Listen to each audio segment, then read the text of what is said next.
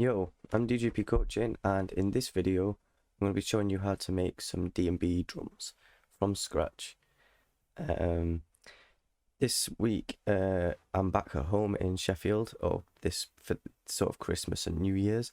So the next few videos I'm not going to have a screen, or sorry, a camera. So I'm not going to be visible, I guess. I'm also using quite a different setup, so if anything's a little bit slower than usual, then bear with. But right, so we're going to start with basically how I'd start to build a track with drums. So I'd always drag a drum rack onto a new track, and we'll use this drum rack to set the foundation of our drums. So first off, I'd be looking for some kicks, so let's find a couple kicks, and I want to do this on the video so that you get an idea of what I'm looking for, as well as how long it actually takes. I'm going to kind of rush through, but at the same time I want to give you a good example of how long it actually takes to do these sort of things. Also, yeah, before I start, I just want to say by the time this video is uploaded, we would have passed 200 subscribers, which is a bit mind-blowing. So thank you to everyone that's subscribing, all the nice comments and stuff. It's lovely to see. I just hope that this stuff is useful for you guys. That's the reason I'm doing this. So again, thank you so much, and I appreciate every single one of you, man. Rightio, so let's have a look at some kicks. So I want to be looking at three sort of different aspects of a kick. I want the sub of the kick, or the low end, you know, the boominess of the kick. I want the middle of the kick, so you know, the boxy sort of part of the kick, and the high end, which is like the not the flappy bit, but the high end of the kick, you know, the crispy side of the kick, if that makes any sense. I'm not too sure of the actual word I should use in that sense, but yeah. So like ones like that, that's got quite a nice sort of mid area, so I might use that for a mid kick. And I'd probably cut out the low and the high, but I'll touch on that later. So that's a nice mid kick there. Cute. You got to be careful with some kicks as well, because as you can hear with that one, the first bit's really nice, and then afterwards it's got some high end in there and stuff like that. And I think if you're making your own drums, you want to get stuff without that. You want as clean as possible. So a great sample pack I can recommend to you guys is the 𝙎𝙚𝙨 drum kit by the producerplug.com. Brilliant kit, man. Got some lovely sort of live sort of drum sounds in here, and you can really get some great starting points to build around. So you get ones like these.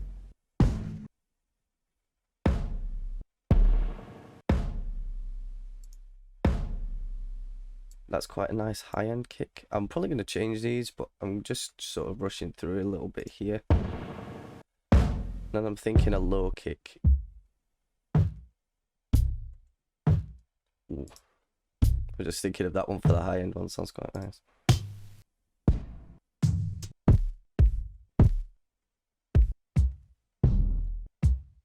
That's nice. I like that one a lot. There's a nice little bit of low end in there. Actually, no. Let's try a different one.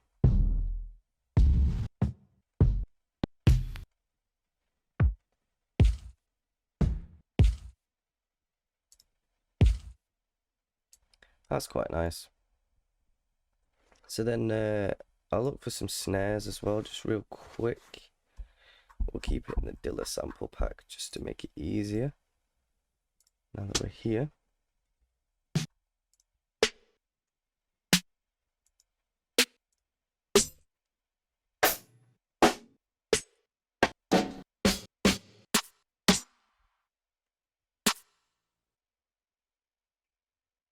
Yeah, we could use that one. Nice little sort of clappy sort of snare sound, I guess.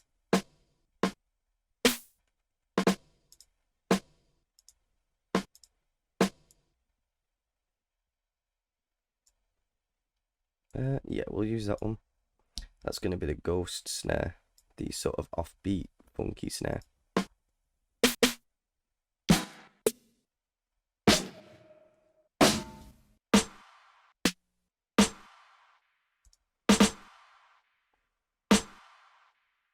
I like that start of that snare. That's really nice, the little bit at the beginning. Really clean.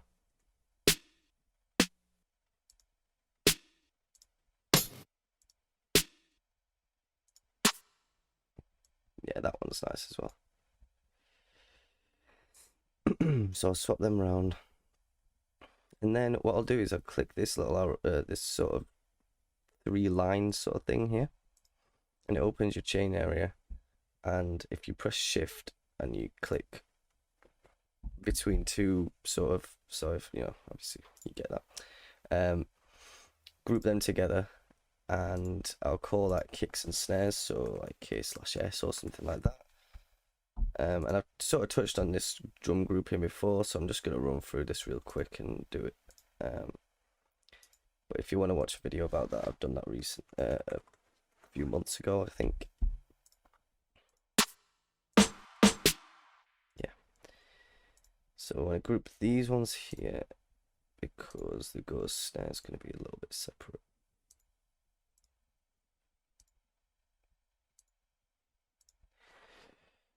Snares. I'm actually going to put the ghost snare by itself back in here. And now I'm just going to go through and work on these kicks and stuff, make sure that the sound, you know, the kicks are providing the right, basically just giving me what I need from each kick. So this one, boomy kick, I want to shorten that down a little bit, see if we can get the boom to be a little bit shorter, and we need to take that high end out. So I'll just quickly do that.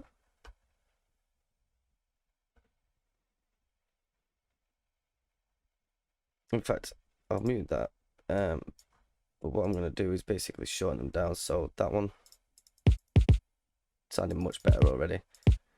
Then we want to move on to the second one, which is very like boomy. That one is in a I'm not too sure of the word that I'm again I'm half the time here I'm trying to explain how I think about these things, and most of the time I just base it on what works best, so I don't really know the nitty-gritty sort of words to describe how it's gonna make it sound. But bear with me because I'll get better, don't worry. Yeah, I like that one for mids, and probably, in fact, I'll probably shorten that down a little bit more. Make it like that or something.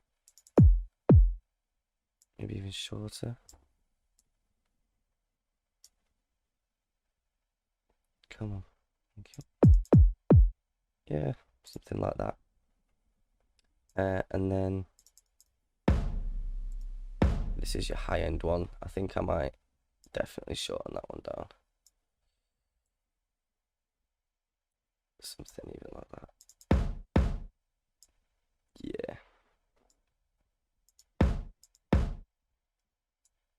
Maybe a bit more. Yeah. I'm probably going to need to pitch them around. So I'm going to focus on the snares real quick, and then I'm going to work on getting the notes in and making sure that they're pitched correctly. And then once that's done, I can EQ out the crossovers and stuff like that, stuff that's clashing a little bit too much. I like that one a lot. I even like the slap back off the reverb that they put on there, so I'm going to keep that one pretty much exactly the same.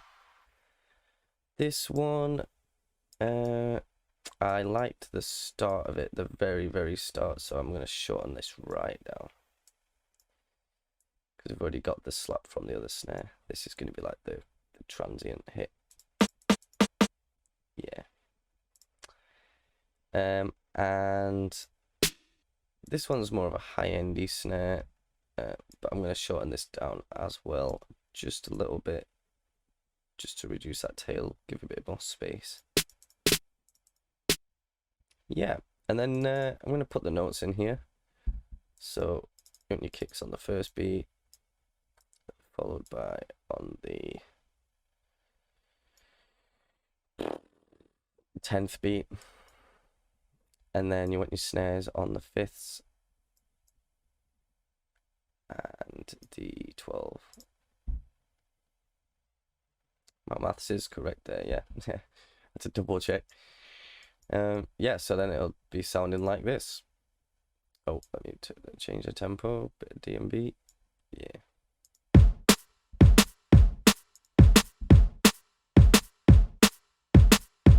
So now you got that sort of idea, you know what you need to work on now based on that. So definitely too much boominess in this snare somewhere. So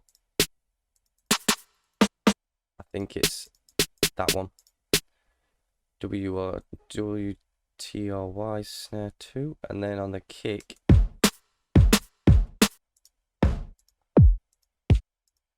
this one needs low taken out, and this one needs shortening or maybe even pitching up a little bit. I'm not too sure with that one.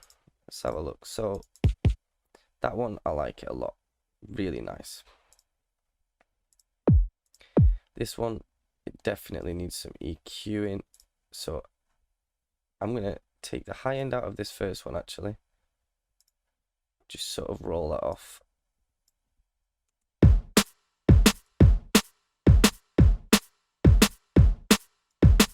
Probably about to there. And once this is done, I'm going to try and affect all the kicks, like all the kicks together, so that'll help, you know, shape them a little bit better. But I'll focus on just getting these drums in this video. I'm going to quit it about there, maybe about there, something like that.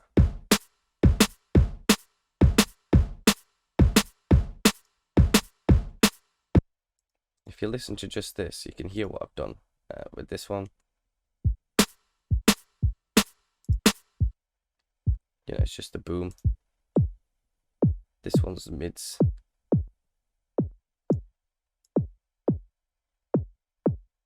Do it like that. And then this one definitely needs the low end taken out. Yeah, something like that. Maybe even higher.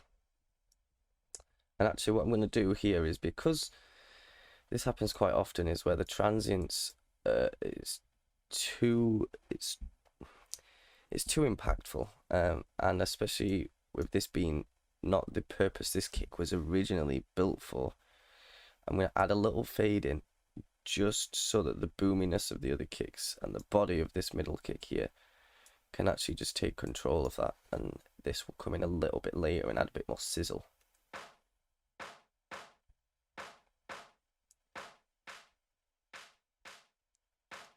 If I add a little bit more, you'll notice. Like that. So then that'll sound like this.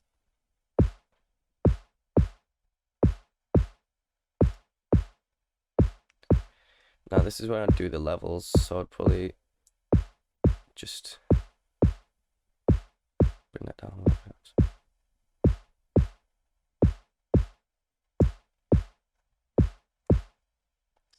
In this sort of sense, I'd probably turn this one down maybe 2 semitones, and we'll turn, but yeah, even when you're holding shift to do it slowly, it still doesn't want to do it. Go on, there we go.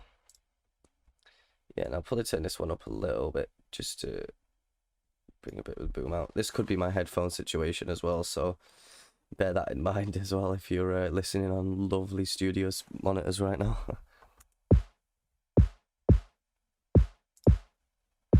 I'm actually going to shorten this even more. Bring that fade in a little bit more. Yeah, bring the fade out down a little bit. and just bring it back.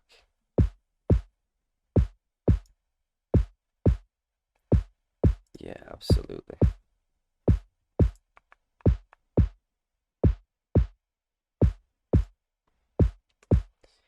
Yeah, I'd probably say that's a fairly nice sounding kick. It's very minimal. It's not really usually the style I'd make.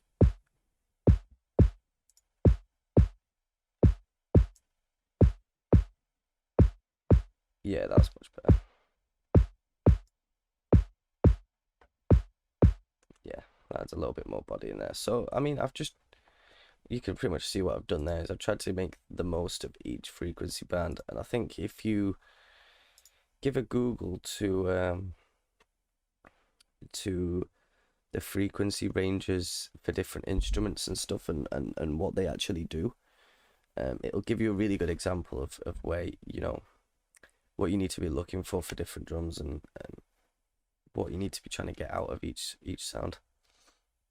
Okay, so following on from that, I'm going to jump into the snares here. See, to be honest, I like that snare a lot. All three of them sound really nice. There is one that's a little bit long.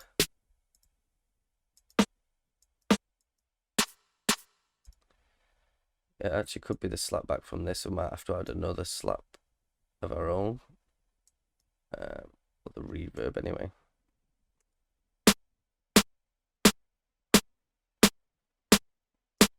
Yeah. See this one again, I want to, the high end sort of stuff, I try and add a little bit of a fade in there just because you want the high end to come in a little bit later.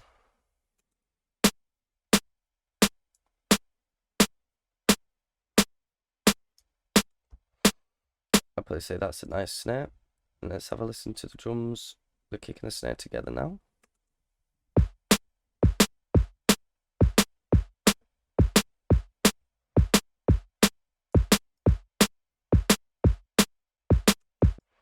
I'm probably going to shorten down this live kick even more because it is very, it's just still sounding quite long.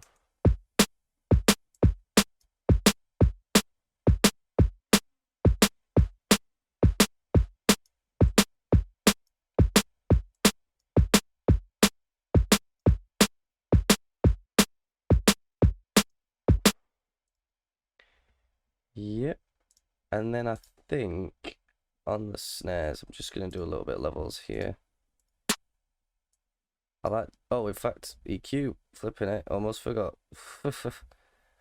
Yeah, so that one, obviously, on snares, you don't want anything under about, well, anything under 150 to be perfectly safe. Get rid of everything under about there. But I'd usually say up to about 200. Depends what snare you're using, what frequency ranges. But the main punch of a snare is around 200 Hz usually for drum and bass, stuff like that. So you're gonna want to make sure that you cut all that unnecessary low end out because you don't need that. Like if you're looking here at this specific snare, look how much low end there is there. And if you listen to it by itself, you'll notice it's just useless frequencies. Like it's the punch of the snare, but it's not even the punch. It's like the boominess of the snare. This is where the main punch is, around this sort of area here. So this one's a bad example. This is actually quite a fuzzy snare, not really something that you'd use as a snare just by itself, unless it was something like lo-fi or something. This one, this is definitely the body. You can tell this punch is, yeah, that's where the punch is. And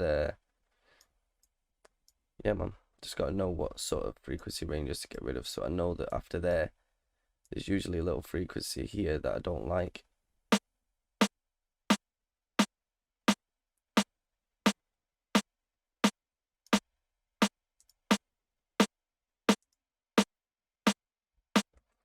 That just cleans it up nicely.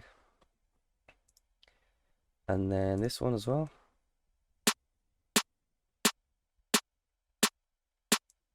I do think this one actually needs a fade in, because the punch is coming a lot from this second snare, this middle one, and it's actually kind of being obscured by the start of this clap. Maybe not that much.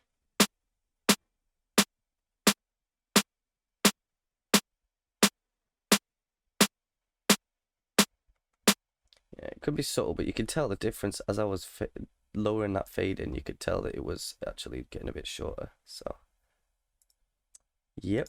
And then probably after this, I'd want to sort of create a nice sort of groove, maybe 16 bars or something like that. So I'd duplicate this across and just make these a little bit smaller, and just duplicate them. Oops.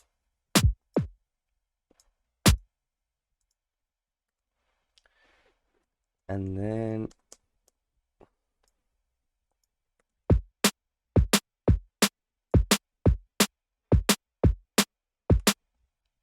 then I'll probably add at the end of maybe each bar just some extra grooves with this little offbeat snare. And in fact, let me just show you how to do a ghost snare as well.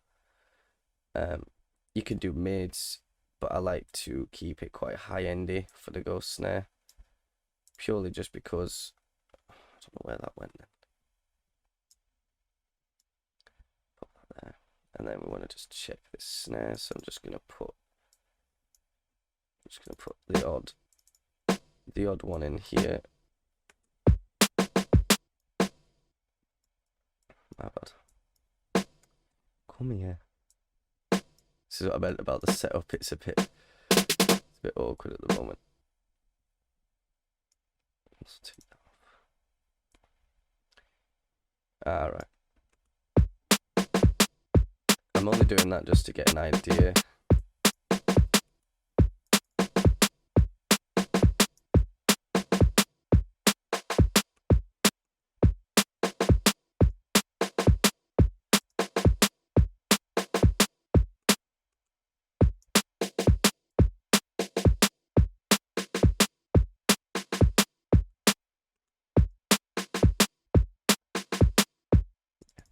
Something like that. And then I'm going to use a little technique that I've heard in a lot of recent DnB tunes. And I mean, there's a guy called 𝙀𝙚𝙧𝙨𝙚 who uses it a lot. If you know DnB, you'll more than likely know 𝙀𝙚. And I can't remember how he does it exactly. But I know it's like that, but it's, let me just make sure. Yeah, that's the one. Yep. And then I'm just gonna shorten this snare down just a little bit, just because it is a little bit like and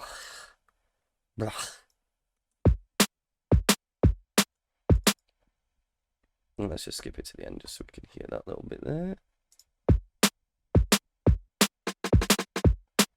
Yeah.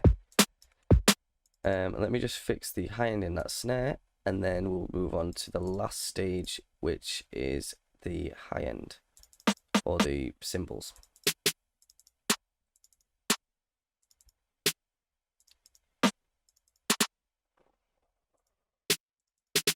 I'm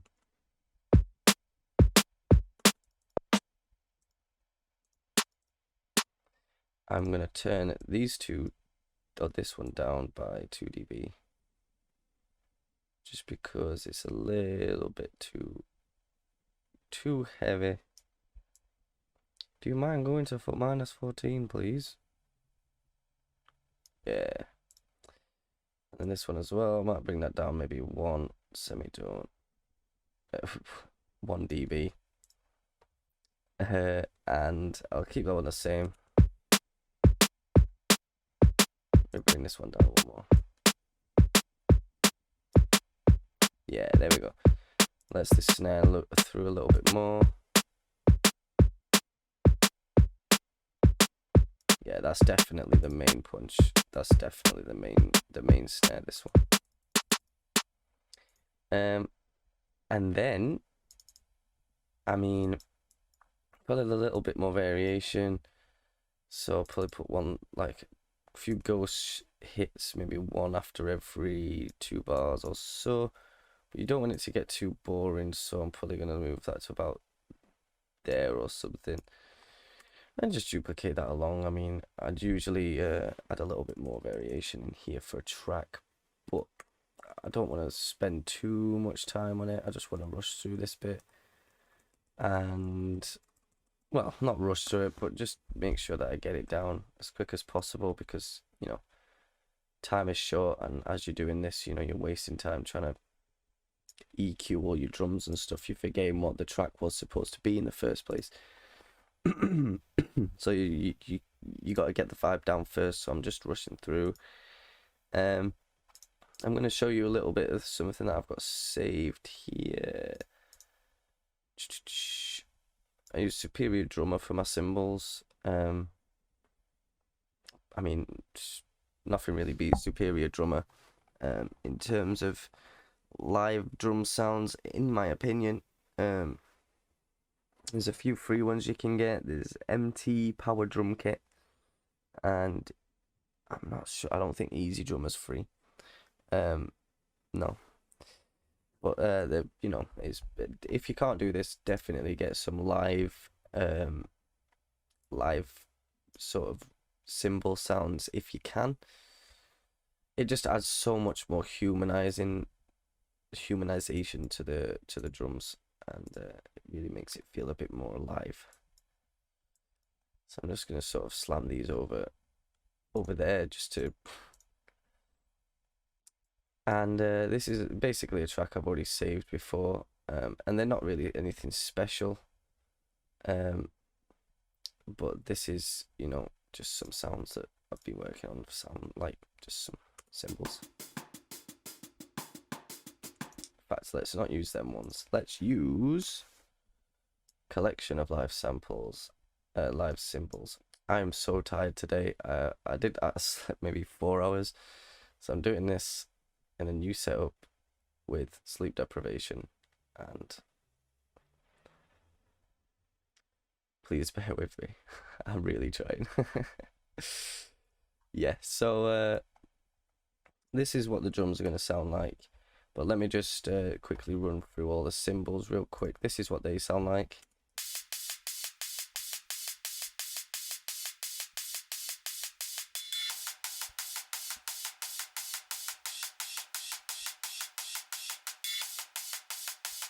Yeah, so I've got a bunch of different layers here. I've literally got this one here that's doing,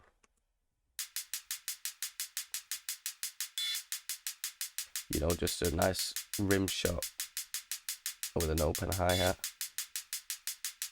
There's reasons for me splitting them up like this as well. I've kind of had to shape them all a little bit differently because I'm using different sort of sounds. So on this one, it's more of a ride, and I wanted it turned down. I didn't want to have to control everything in Superior Drummer, and I could have recorded it out into audio and done it back like that, but I kind of like chopping it, breaking it down into different instances. It just works better for me.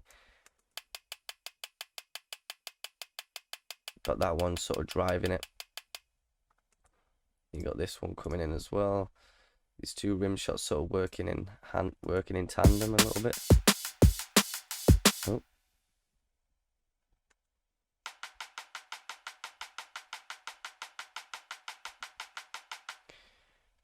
And then, in fact, there's another click there actually, so we don't need that. Let's just mute them ones. And yeah, I mean, from this point onwards, I would probably definitely spice up these drums. I'd put some saturation on there. I would probably put some parallel. Yeah, it depends what the track needs. So the basics that I would always use are some compression, possibly some phase flipping, phase switching, helping out, you know, if there's any phasing sort of hits, saturation on a return, or preferably on a return. If you do it on the normal track, just make sure that you're taking into account the volume difference that it's going to impose. So you know, on the saturated, I would bring down the output, but I would ramp it up pretty hard on the drive, so that, and also the dry wet's at about 30-40%, so it's only subtle. Whereas on a bus, you could put it on 100%, and then you could still have the dry signal coming out of the original drum track, but then you've got a heavily compressed signal and heavily saturated signal coming out of the return. So if you're not using buses, or if you're still a little bit confused, or if you're, for whatever reason, you've not delved into it enough, 100% give it a go. I'm actually just going to do it really super quick right now. Chuck it on literally this delay track, and I'll just delete the delay. And I'll show you what it sort of does. So I'm going to bring up the drive a little bit, and I want to just listen to the drums by themselves. You can bring up that.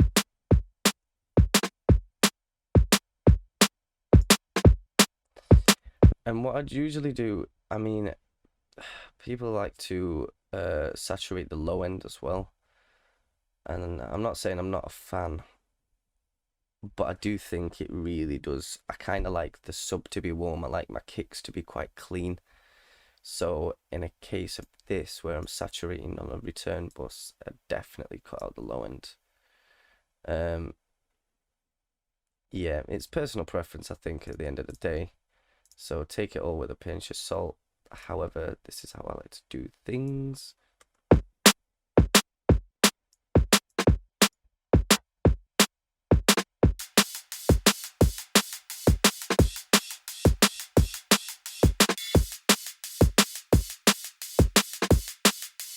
And from here, I'd probably put some reverb on this snare. I'd probably do some transient shaping as well.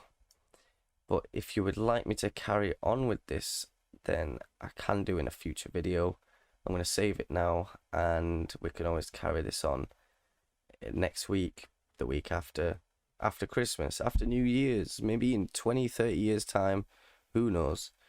But if that's something you're looking forward to, then I will definitely do it. Like I say in all my other videos, I'm still doing one-to-one lessons for music production and DJing. If you would like to get in touch and even just send me a question asking about something you're interested in, or something you want to know about music production, and if I can answer it, I will happily answer it for you. If not, I can point you in the right direction to someone that can. And yeah, either way, I hope you have a lovely weekend, and I hope everyone wakes up feeling great. Yeah, I'll speak to you soon. Adios.